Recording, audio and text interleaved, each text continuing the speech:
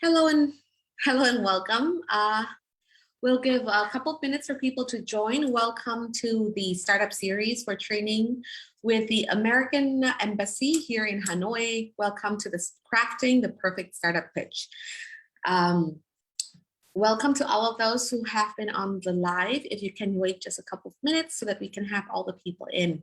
In the meantime, let me introduce myself. My name is Nikki. I have been a startup mentor for the past 10 years, working with Vietnamese mentors and other startup communities, as well as the Vietnamese government and municipal governments authorities. So with 10 years of experience working in startup Vietnam, what I can say is that the industry is booming.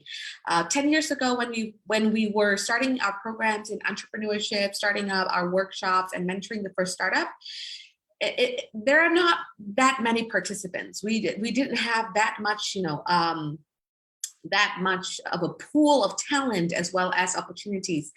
And I'm very glad that right now our community has grown very fast. We've got the involvement from the government, we've got the involvement from the FTIs, from NGOs, from nonprofits, as well as, of course, the programs here with the American Embassy.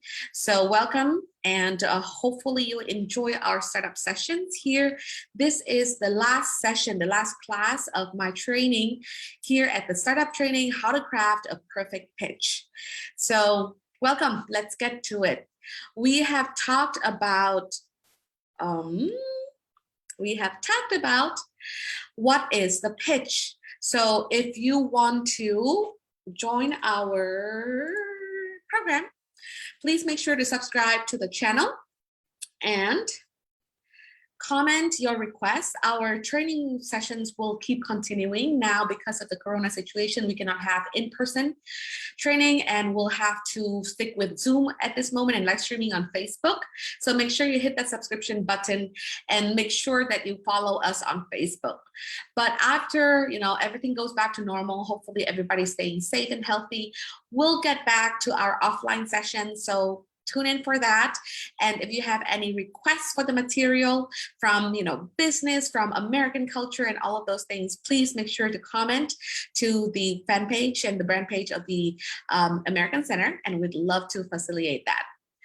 So we've talked about what is a pitch deck. For those who have been familiar in the startup world, you probably you've probably had experience doing your pitch yourself. For those who do not know what it is a presentation that is usually done by a startup founder, where we will have to meet a lot of people from, competition, potential partners, but most importantly, venture capitalists, angel investors, banks, investment banks, basically the people who give you money, verifications, or support. You will be expected to be the master of the pitch, where you can use, a 10 or 20 slide presentation to deliver and to sell yourself, sell your team, sell your company. And by selling, what I mean is not well, it is literally selling, because when you're asking for investment, a lot of times you're selling the stock of that company.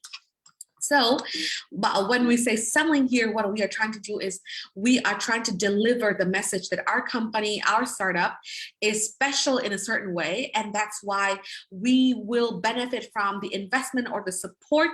And we can create a lot of value for, for the investor, for the community, for the clients, as well as for our stakeholders. So this pitch is usually used in funding. And please check out my other sessions. Session 2 and session 3 was focusing a lot on how to get funding. How do you go to the pitch rounds and you can get, money for your investment? How do you ask people for money? And the pitch deck is the weapon that you will need to use that. So please say hi before we start. I feel very, very lonely here. Comments are very welcome, so please do. So we have talked about the common mistakes, to-dos and not to-dos. Remember, even though this is live streamed on Facebook, but you can definitely go back to the videos on the brand page of the American Center and check out the previous videos in the series. So we went to the pitch deck. So of course, there are two aspects of how to create a perfect pitch. The first one is the fundamentals. It's the soul and the heart of the pitch, which is the nature of the product. What is your story? What is your company about, and all of those things. But in order to deliver that story in a perfect way, you need to have a strong deck. You need to have a strong performance. You need to have a good PowerPoint. And how do we organize all of this content, all of this ideas into a PowerPoint? We have had this discussion, from number 1 to 12. This is the 10 common slides that you can see, and you can find this pitch this pitch format in a lot of Shark Tank ideas as well. So another way of doing that is do more of a storytelling deck flow. So the flow of it should be delivered in a friendly, attractive manner, where you tell a story of your company. And the slide today, in the last session, will focus more on how to craft the slide. This is going to be a little bit more technical. So if you are a startup founder, if you are starting your company, if you are asking and starting to write all of this, please make sure you pay attention. So we talked about the most common slides. First, the elevator pitch. The elevator pitch is a pitch deck it's not a deck, it's a pitch. It's something that is lasting for about 30 seconds. Why it's called an elevator pitch is because it should be something that you can walk inside of an elevator, meet a stranger that asks you, what do you do for a living? What does your company do? Why are you here? And then you can deliver that message. So in this case, the elevator pitch is more difficult actually to craft because it's super short. And I've had this, I have had this problem a lot in my previous years as I was working in different industries. And whenever people ask me, what do you do? Or even my parents ask me, what is your job? What's your company doing? It's very difficult to craft in 30 seconds and deliver what exactly is your company about. So there are very simplistic way that you can talk about that. For example, let's say if you are Uber, so if people ask you what is Airbnb, for example, you are the founder of Airbnb and people ask you, what is your business model? What do you do? Then a lot of people are familiar with Uber, or in Vietnam we use Grab, where it is a platform where people can book services and especially delivery for peer-to-peer. So which means that if you have a car, you're not really a cab driver. You have a car, your family owns a car, and you want to use that car for rent, but not regularly. So if you're Airbnb, it's the same story. You have an apartment or a house or a townhouse that you can rent out to people. So you can go on this platform, put the listing of your house and apartment up there, and somebody can, instead of booking a hotel, they can go to your place and they can book your place for a couple of days. So, it's lengthy, it's difficult to understand. You can just say, we are the Uber for the accommodation business. We are the Uber for hospitality. We are the Uber that, we replace hotel travels, accommodation booking, things like that. And that is a simplistic way. However, the pitch deck usually is crafted in a more complicated manner. We talk about the business model, the market, the competition, we talk about the target audience and things like that. So the pitch deck is one of those very shortened, but very, it's the heart and soul, the essence of your business.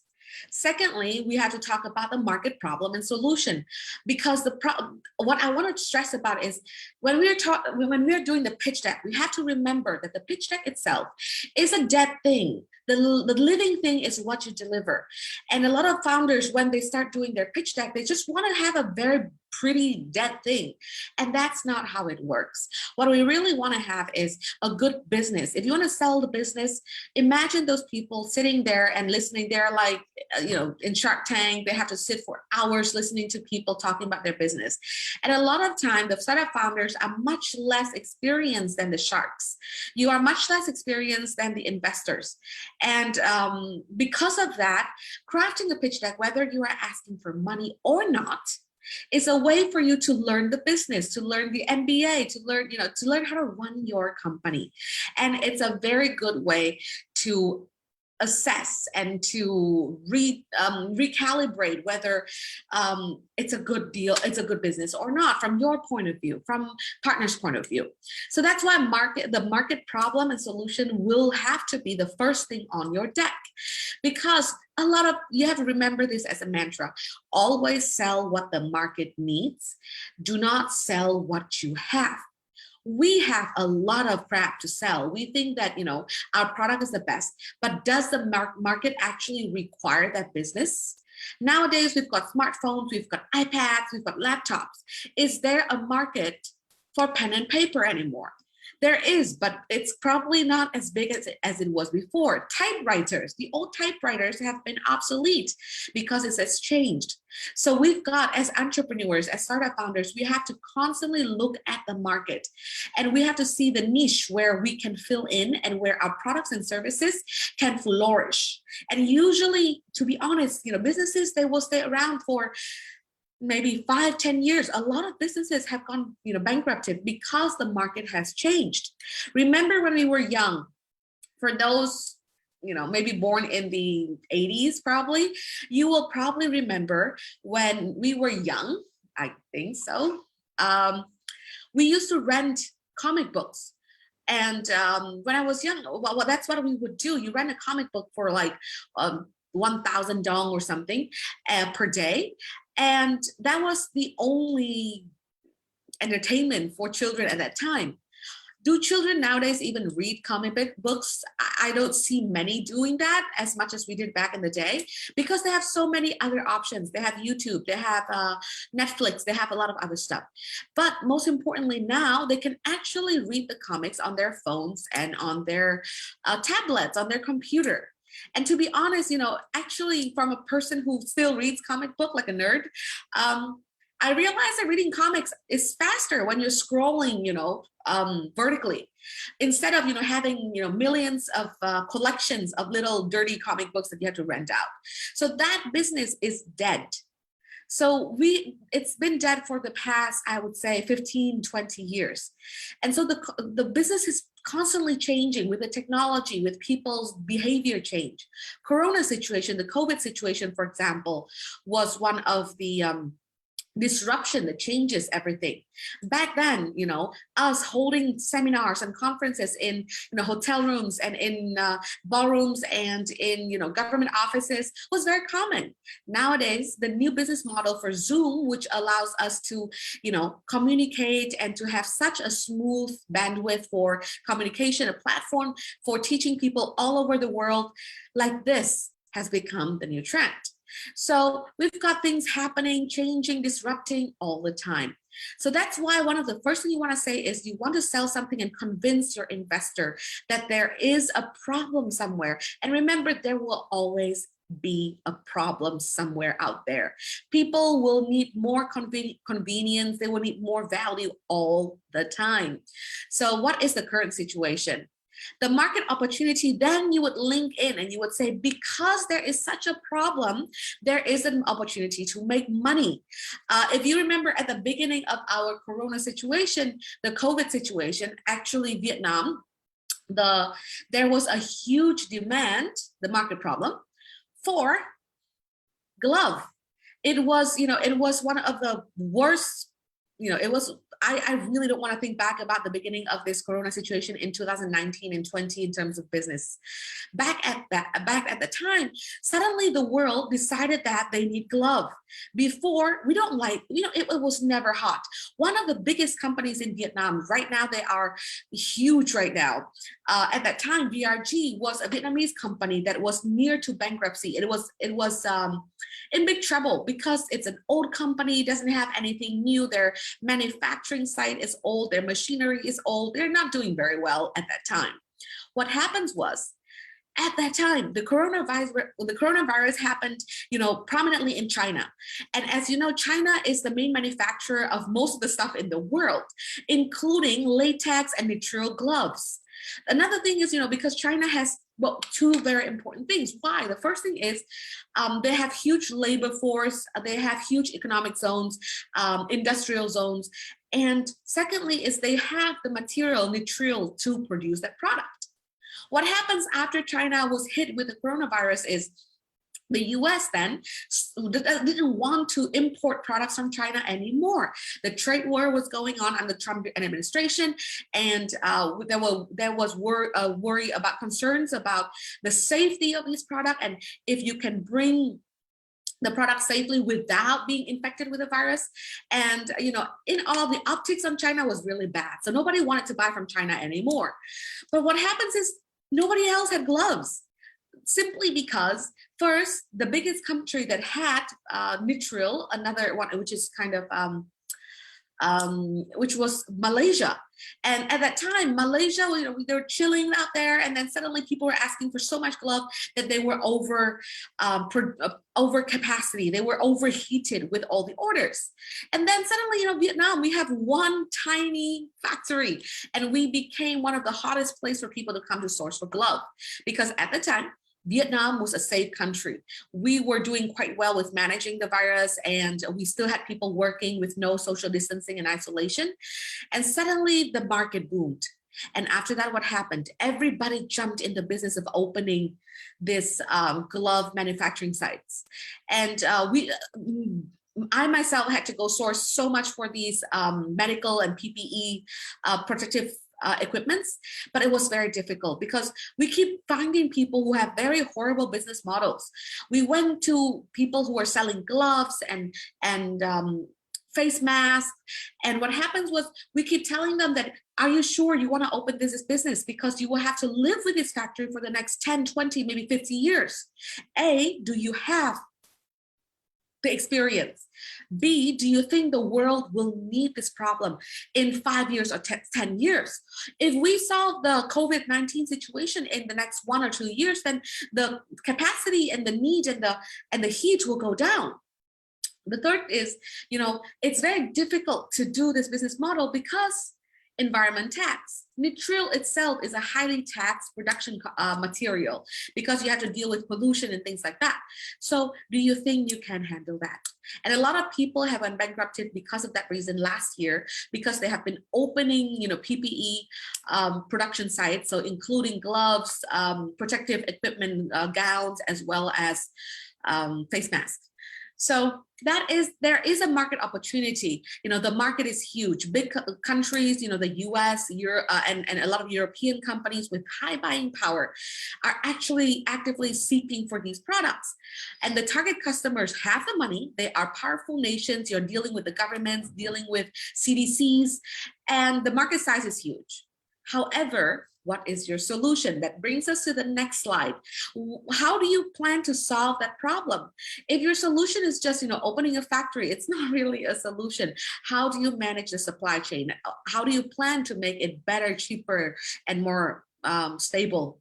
So your solution is basically what creative part of you have solved the problem that a lot of people encounter. So from then you go to team, board members, advisors to show off the people that you have with you.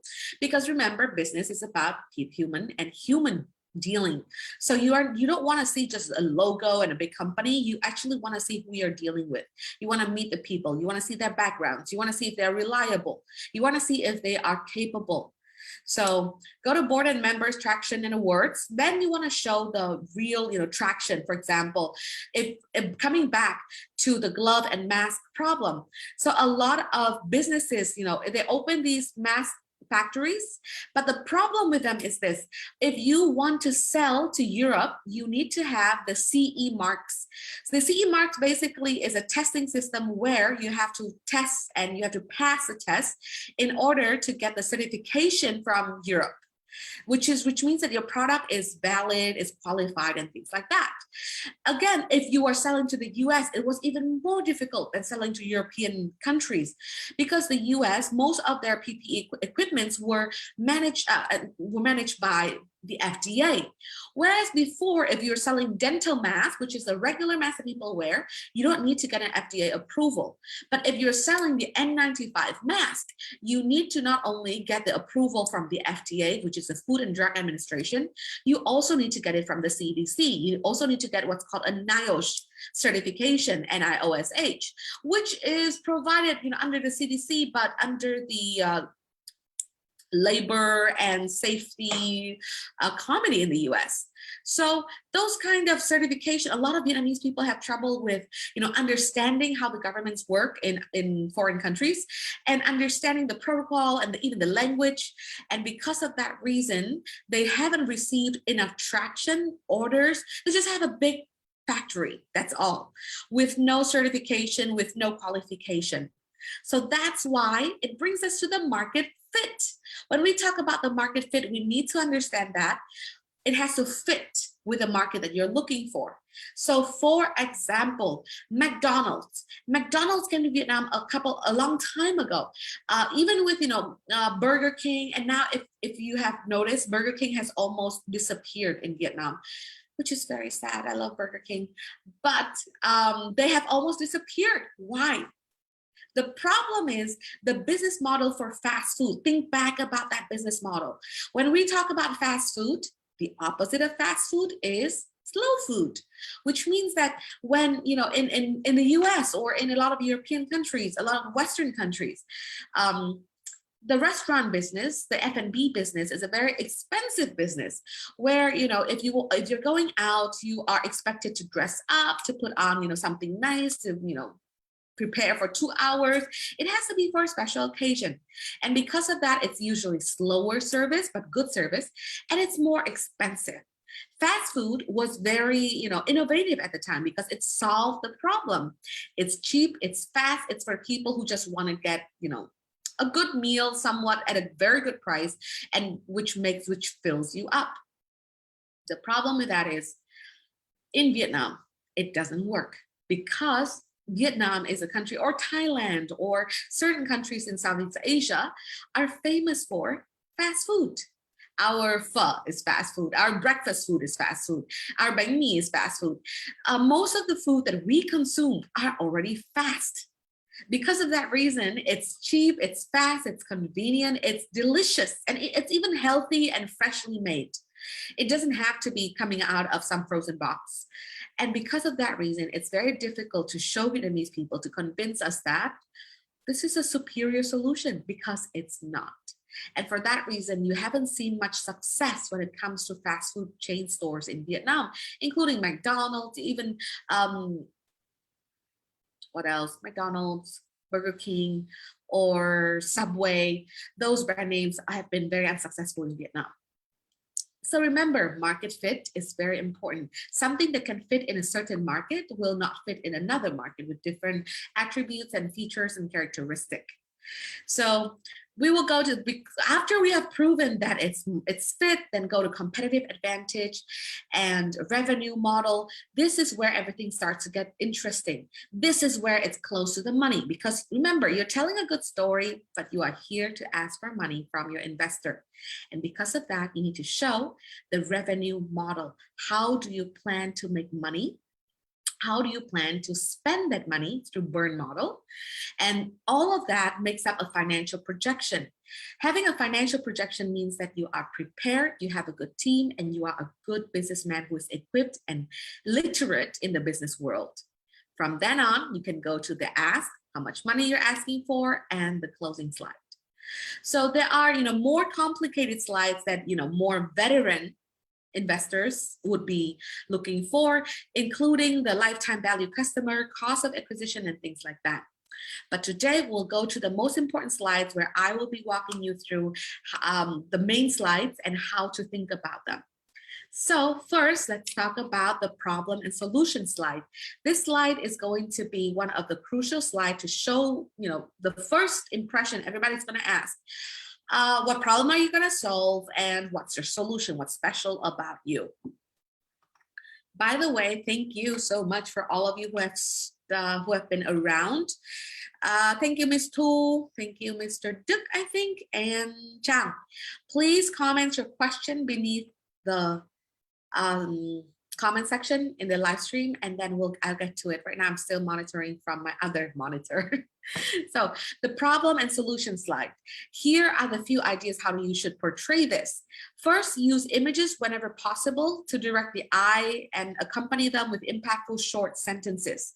When we're talking about the problem, you want people to understand that. So as I told you in the other sessions, one of the most impressive pitch decks that I have met and the startups that I have met in Vietnam, they were working in the business for travel. And honestly, I am super incapable of traveling in Vietnam. When I was in the US, it was very easy for me. I can hop in a car and I can drive for 1,000 kilometers, maybe from Hanoi to Saigon very easily. I fly easily. I can take the bus, metro bus, Greyhounds. I can take the train because it's very convenient. I can take different kind of ways to get around. It's very easy.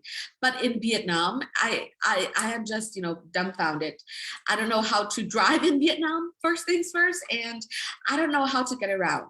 So basically, I don't know the options there are for transportation. So this startup we're talking about, they were talking about a problem that was resonating with them. And because I'm from Hanoi, the center of Hanoi, the old quarters, so I don't have what's called the hometown of quê.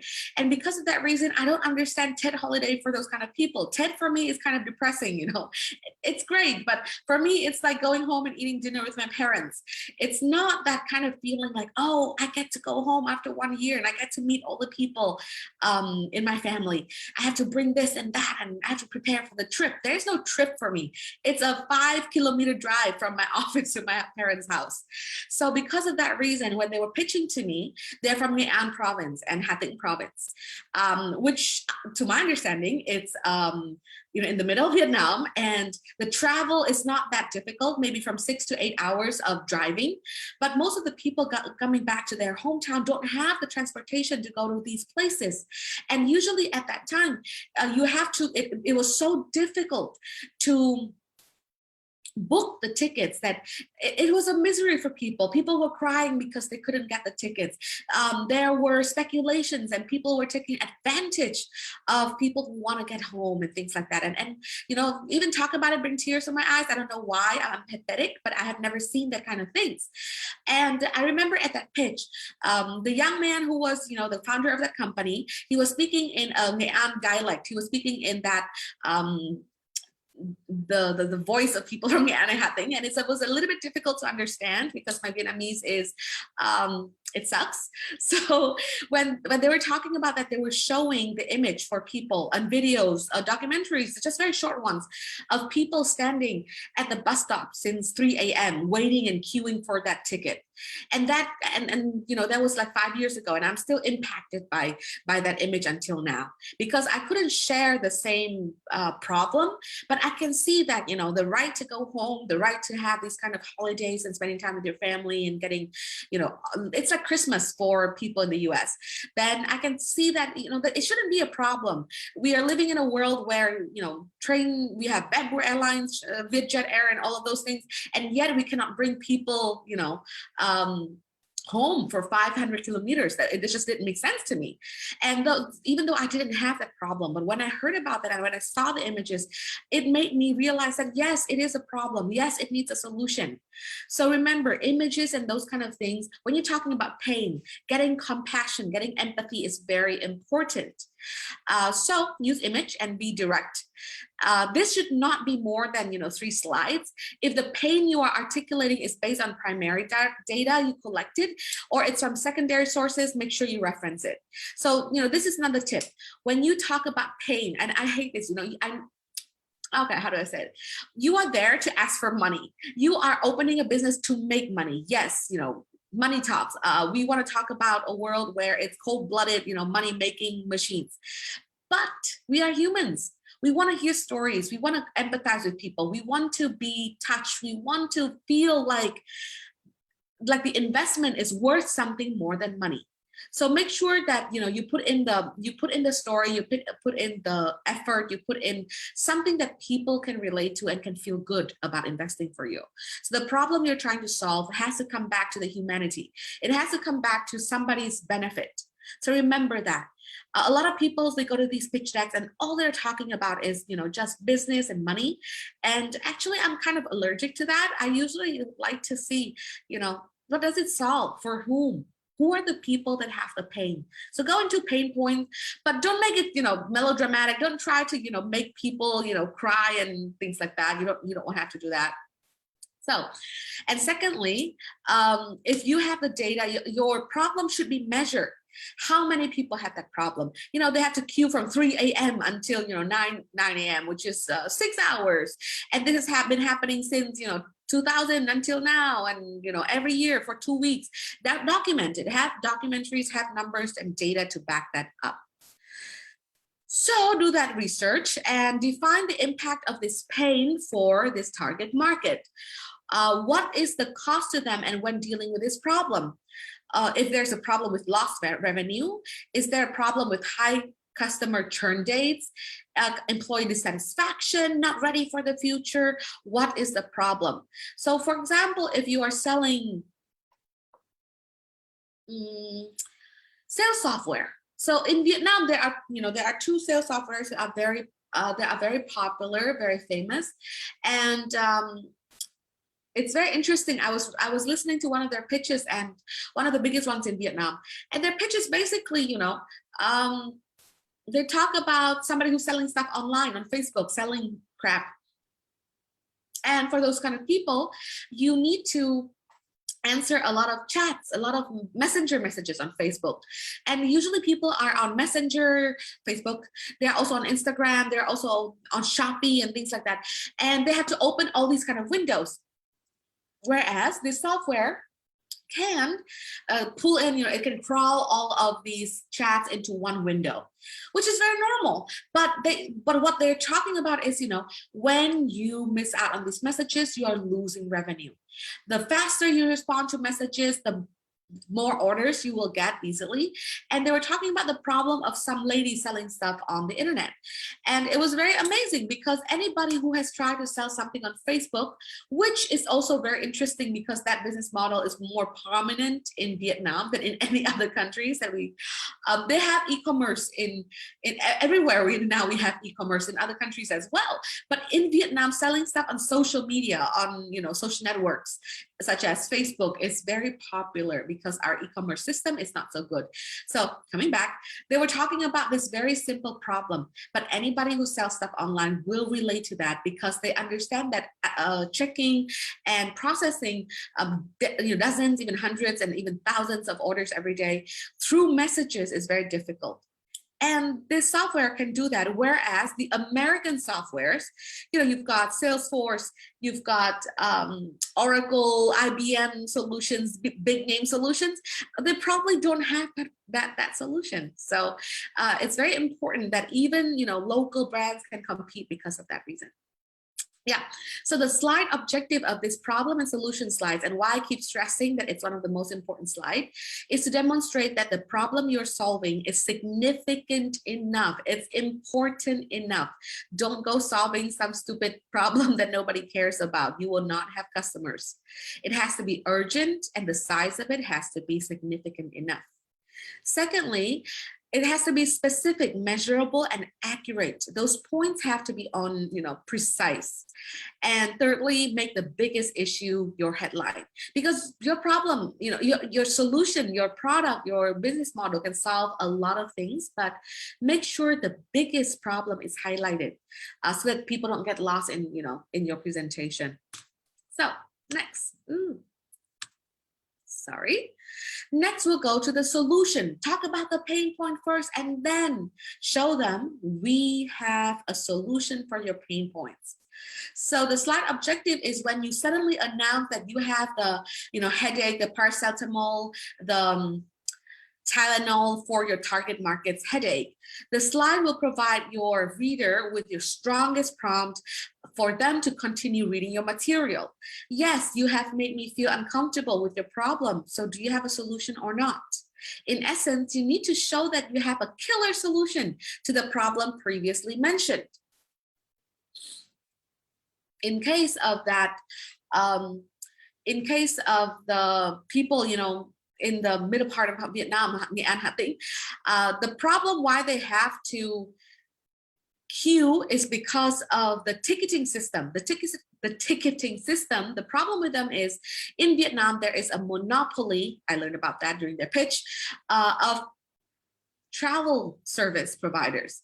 And because of that problem, we have only, one of a couple dozens of the biggest providers, such as, Phương Trang and some big names in the business.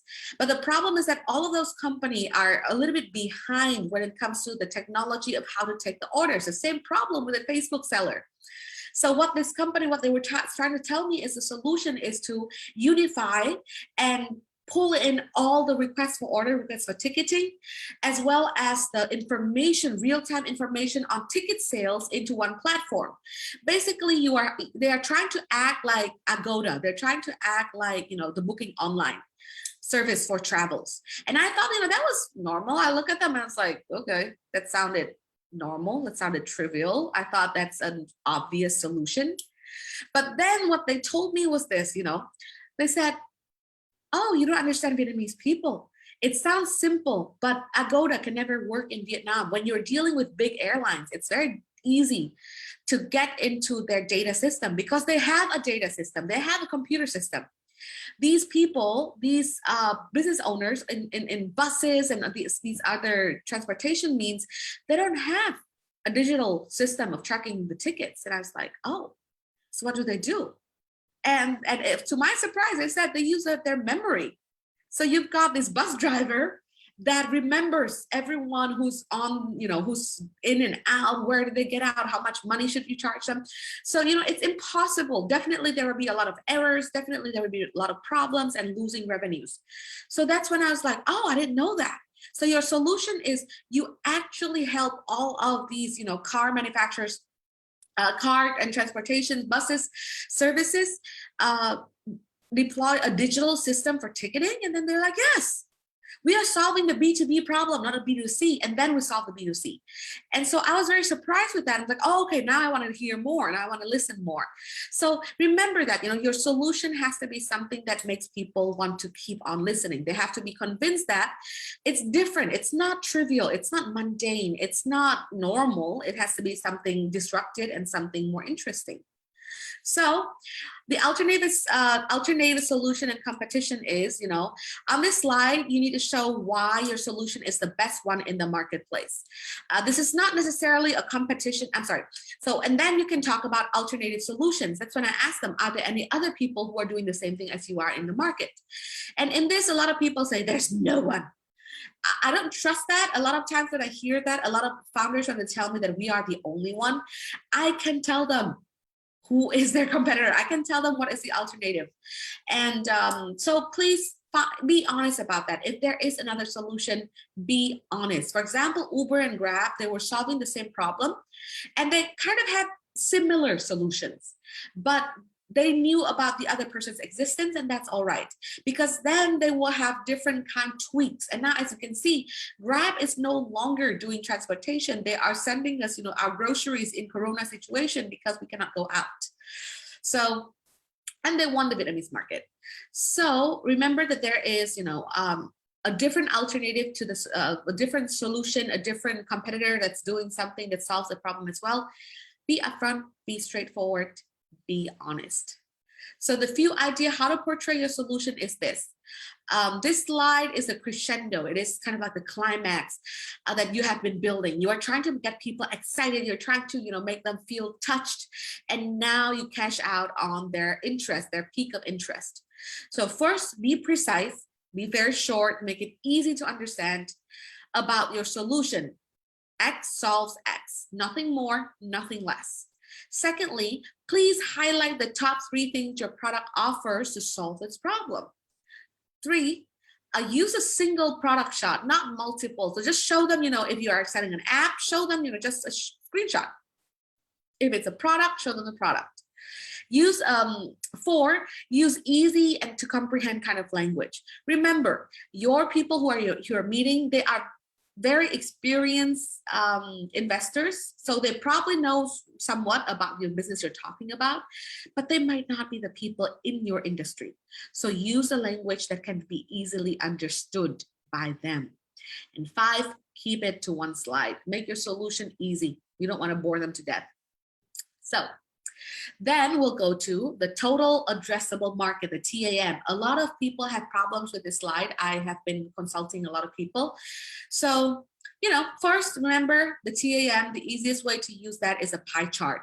Just let people imagine the market is huge and attractive. That is the objective of this slide. You want to show people that you have to give me money. You have to jump into this opportunity because the market is constantly growing. And if you miss out on this opportunity, you will regret it. So that's why the TAM is very important. You want to show people that, for example, before, I think it would be impossible. So today we've got some announcement from the government that we have to use some app, another app. Personally, I'm very angry, nCoV, Blue Zone, another one. Which one do you want us to use? Just, be consistent. But before, I would be very surprised to think that we can manage 90 million people. How can we be sure that there will be 90 million downloads, However, nowadays, our government can be sure because the market in Vietnam for people who are using smartphone is huge. We can almost assume that every single Vietnamese person can afford a smartphone. Not quite. We've had some problems, with children learning through Zoom and things like that. But we can kind of say that we have a majority of people are, equipped with a smartphone. And so you want to show people that this is very feasible. This market, this business, this model is feasible because the total market is large. So you want to show the market in its, best, biggest, glorious, light. So the pie chart is probably the best way to demonstrate that. Feel free to show and discuss your calculations on how you get to that TAM.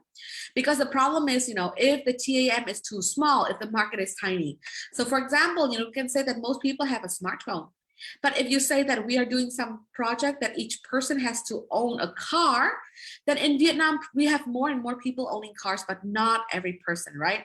So if the market is too small, then it will not be interesting to early stage VCs. They'd be like, oh, that is too small. We will not be interested in investment. But if the market is too large, then we would be like, are you joking? For example, B-phone, I keep making fun of it because I really don't like the way they did that, their ordeal. But, if B-phone was if for those who don't know, it's a Vietnamese branded phone that was bragging that it's going to take down, Apple, Blackberries and things like that back in the day. I think it's like 10 years ago or something. And they were saying the market is huge because everybody wants to own a smartphone and things like that. But it will not be taken seriously because if the market is too big, it also means that there is too much competition. It also means that you are not very relevant. Your niche is not identified. Number 2, this is a slide that we often gloss over. We know it's always big. So, don't underestimate its significance. Everybody talks about TAM, but don't underestimate it. It's an important credibility check for investors and a useful test if you know the opportunity. So for example, if the market is not that big, but you try to brag about it and say that it's too big, then we will look down on you. We will realize that this person is probably not the sharpest, person that we should be investing to. If you are miscalculating, then we would be like, oh, if you miscalculate even something basic like this, how can we be sure that you can manage the money well? Okay, so thirdly, make it very focused and realistic. If you are developing a few search engine tool, do not use the market cap of Google. Do not compare yourself with Google. Be more realistic. Know your niche. Know exactly who's your customer. Okay, this slide also is something that a lot of people have problems with, which is the traction slide. So the traction slide means that you've got a very good momentum. You've got something good going on. You are not blindly You are not blindly interested in that market. You actually have some proof to the VCs to prove to the people that it's gonna work. So whether you are in your pre-seed, remember seed round is the first funding round where you will get seed, small amount of money to kickstart your business. So if you're pre-seed or you are further along in the business life cycle, the traction slide remains one of the most critical and important slide of all times because it shows people that your business is growing. This is your chance to tell a story of your hunt for product market fit. It's a validation that you have had a big business. So, if 10 years ago you had 10 people downloading your product and 10 years later you've got, 20 people downloading your product, that means no traction. If last month your revenue was $10,000, but this month it became $100,000, then that is traction. Traction basically means that you have a momentum of growth. If you're pre-seed, mention how many pilots you have run or how developed your customer pipeline has become. So for example, even if you're not doing any sales, it's pre-seed, it's a brand new product. But you can say that, last month we haven't met any clients. This month we have met, the largest, biggest companies in the world. We've met five large corporations, and that is traction. So talk about current revenue growth since launch and the percentage change between these key points in time. Here are some other ideas. First, demonstrate that your market is willing to use and pay for your product. Secondly, show that interest is growing at a substantial beyond steady growth. So it should be, not steady, it should be, going up in the line graph. And thirdly, make sure the data is accurate. You don't want to lie about that. You can make it more attractive in terms of, stressing on the growth, but do not lie about that. Don't lie. So a few ideas how to portray that. Don't try and massage the numbers. Don't fake the numbers. Don't try to lie by including, non-recurring or scalable, non-scalable income. Secondly, don't include customers in your revenue line who have only just signed an LOI, which means a letter of intent that they're interested in and they haven't paid you anything. So don't calculate the things that are not there. And thirdly, do include projections. So if they are signing LOIs, put them into projection. Show people that where you are expecting to close that sale, but don't lie about that. So traction, show that you have made sales, okay? Next up, the competition. You want to show that there are other options. I'm going to be frank with you. There are other options, but we are the best fit. So this objective of these slides are to help your investors understand your competitive landscape. Remember, they are not in your industry. They're not living in your industry. If they're interested in digging more, they will need to do this anyway, and they will find your competitors anyways. But make sure that you mention and let them know and educate them on the market situation. So first, we expect you to have more checks in the boxes in your competitors. Tell us why. It's okay to have competitors. If you don't have any competitors, we would be worried because it means that nobody bothers to solve that problem. If you've got a good problem that you're solving, if your solution's good, it also means that other people will be in that market, in that race. But you have to show us why you are in a better place than your competitors. That's the first thing. The second thing is I would recommend focusing on competitors that are easily discoverable by investors to ensure that your knowledge of the current product suite is up to date. You want to, because your investors are going to be, searching and they will find the same thing anyway. So might as well, show them in advance. Thirdly, make sure you have assessed the global competitive, not just, some country that you're in. And 4 is that be careful not to criticize them too much. This is something that a lot of people have problems with. You try to bash and badmouth your competitors too much, and we don't like that. First things first, we can think for ourselves. We don't like you to tell us that they are bad. Secondly, you need to compete based on competency, not based on their problems. You need to show us that you're good instead of saying that they're bad. Okay, and this is the business models. I cannot stress enough. We are almost over. We are almost done. The business model is basically showing how you make the money. Remember, we've gone almost a full round. We have talked about a touching story. We have shown our products and solution. We have been convincing people that we are best for the job. But at the end of the day, the most important thing is we are still here to make money. You are there to ask for money. The investors are there giving you the money to make more money. So now we can be cold-hearted. Now we can talk about the money, the cash. So how do you make money? The slide objective is, we can't tell you how many pitch decks we have reviewed. Yes. And, the product is great. The team is great, but they fail to put in the business model. I don't know why. Or they have a very horrible, business model that they write. So the business model, the how do you make money is the most important slide. It should demonstrate how do you make money. It should tell us about your pricing models because again, market fit. If you're a marketer, you know about the 4 P's and 7 P's, right? Product, price, place, promotion.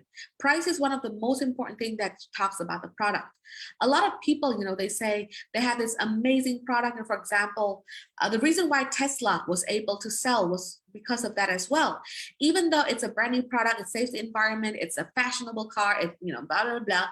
But it's not that expensive. It's not cheap, but it's not that expensive. The reason why they price it that way. iPhone, the iPhone 13, the reason why it's priced like that, or all iPhones, why they're priced around $1,000. It makes sense in a certain way.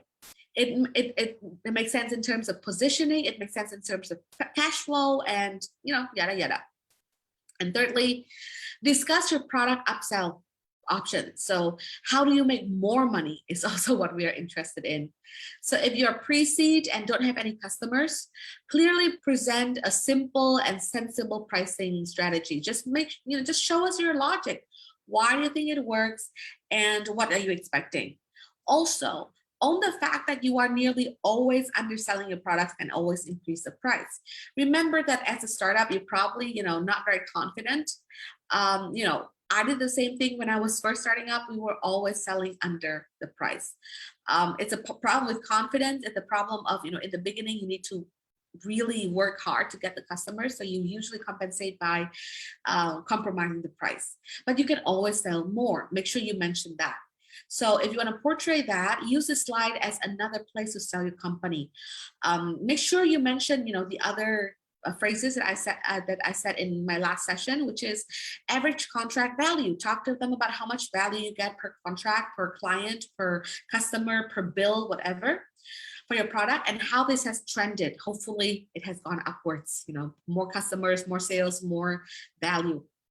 Secondly, your customer acquisition cost. We talked about this in our in the third session of this lecture, and the acquisition customer cost is basically how much money you have to spend in order to get one order. So if you're, if you're a Facebook shop and you're selling something online and most of your cost is in advertising, it's very easy to calculate the cost per lead, cost per click. But with other businesses, not so easy. So tell us why. What nifty and thrifty ways have you developed to sell to your target market? Are you a growth hacker? Tell us how you have grown and how you have made sure that your money flow is coming in a steady and increasing pattern.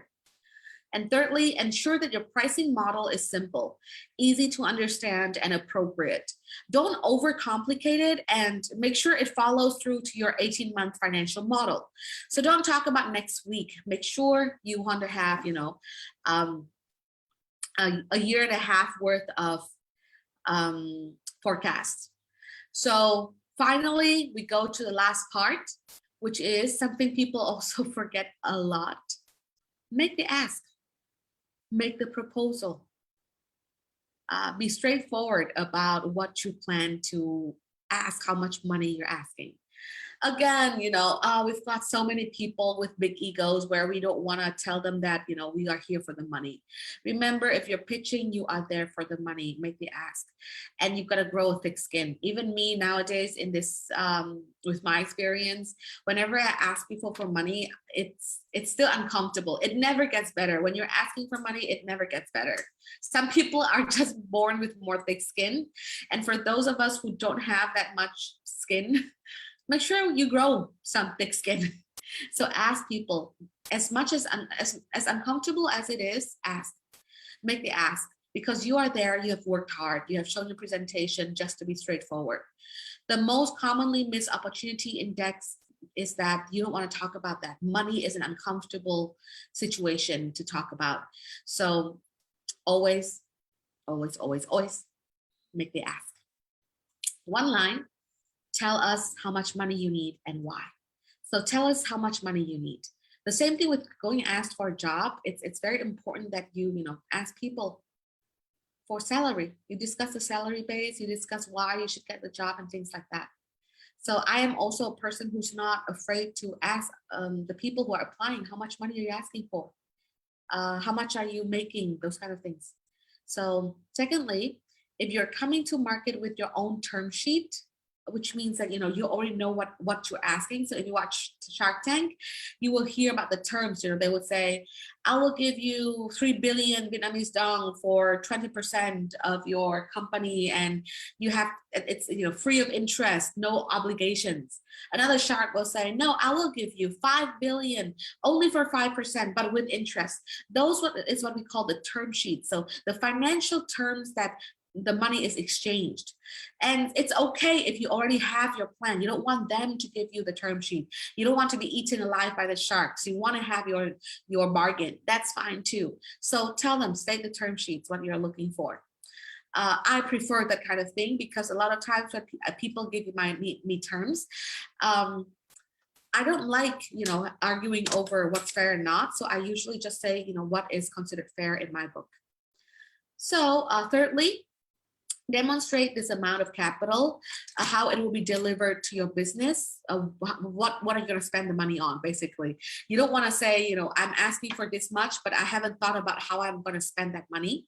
You want to know exactly what you want to spend it on.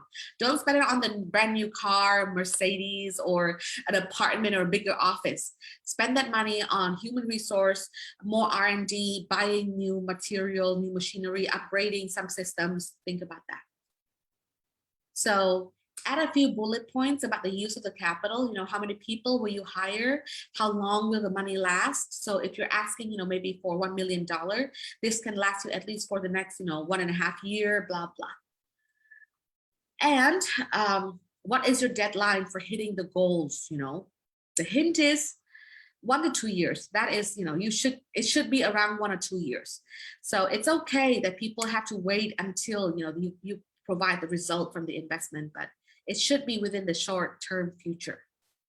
So if this sounds right, feel free to briefly cover your cap table and your founder ownership.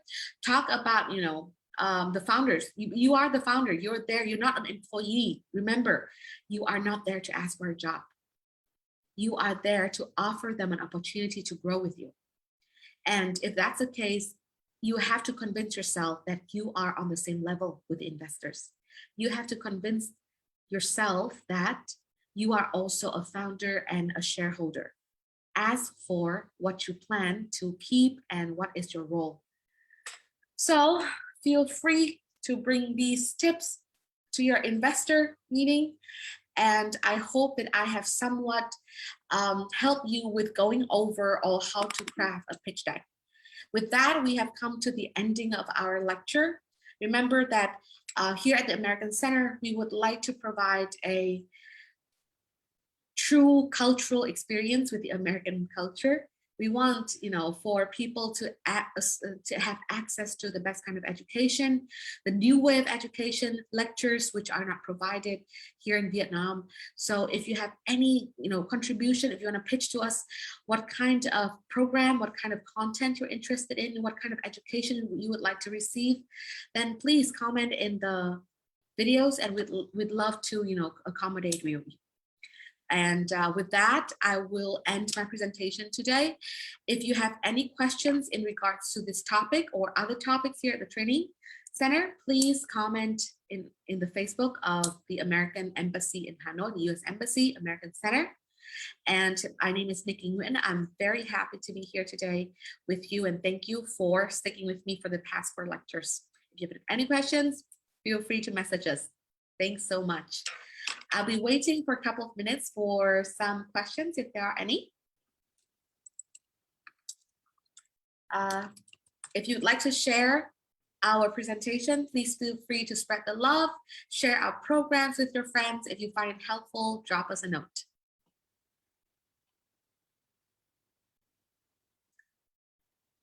Oh, Hanoi Packers and Movers, hello. We've got some very interesting comments down below. And thank you for being around.